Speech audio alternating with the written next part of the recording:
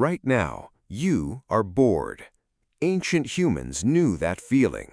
No Wi-Fi, no snacks in packets, no group chat, just firelight, hunger, and mosquitoes. A tough little social calendar. But here is the surprise. Their lives were not only fear. They played, they laughed, they decorated themselves, they made music. They probably danced badly too, because some things never change. So how did ancient humans have fun? The answer is not cute, it is powerful.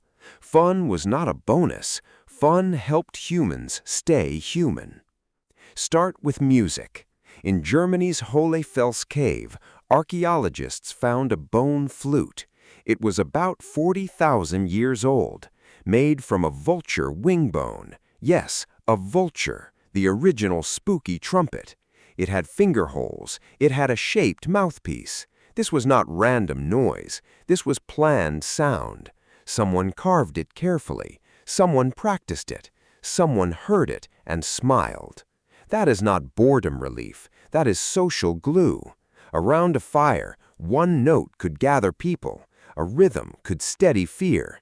A song could teach memory.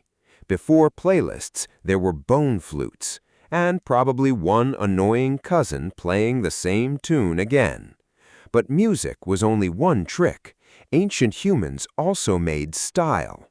At Blombos Cave in South Africa, people used engraved ochre. Some pieces are around 70,000 years old. The patterns are careful, lines cross, shapes repeat. Someone chose beauty on purpose. That is not survival instinct, that is decoration with attitude. And Blombos also held shell beads. Small shells were pierced. They were likely strung together, worn on bodies, shown to other people. Basically, ancient drip. No mall, no mirror selfie, still a look. Then came the walls. In Sulawesi, Indonesia, cave art shows animals and figures. Some scenes are over 50,000 years old. These were not empty doodles, they were stories. A pig on stone, human-like figures nearby, a moment frozen in pigment. That is not just art, that is ancient cinema. The cave wall was the screen, the fire was the projector. Everyone leaned in. Nobody complained about ads. Now, what about games? Games are harder to find. Laughter does not fossilize. Jokes leave terrible skeletons. But later ancient worlds help. Egypt had senet, a board of 30 squares, played for thousands of years. By about 3100 BC, people were already moving pieces, waiting for turns, winning, losing, pretending they were not angry. That tells us something bigger. Games are deeply human. They turn danger into rules. They turn chance into drama. They turn friends into rivals. Only for 5 minutes, hopefully. And children? Children played everywhere. Hunter-gatherer research shows children learn by imitation, objects, and play. Tiny tools, little games, practice hunts, little work, make-believe work. Fun was training in disguise. A child chasing another child was not wasting time.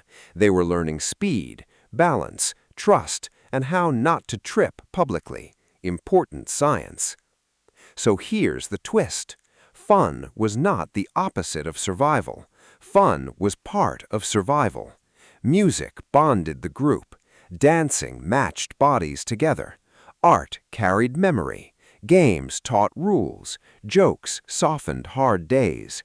Beauty said, "I'm here. I belong. Look at my excellent shell."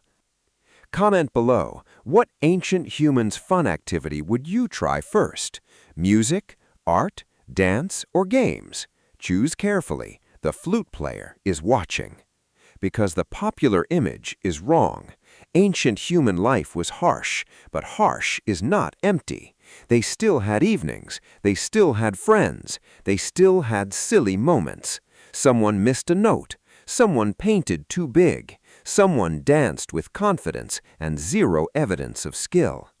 We cannot hear their laughter, but we can see its shadow.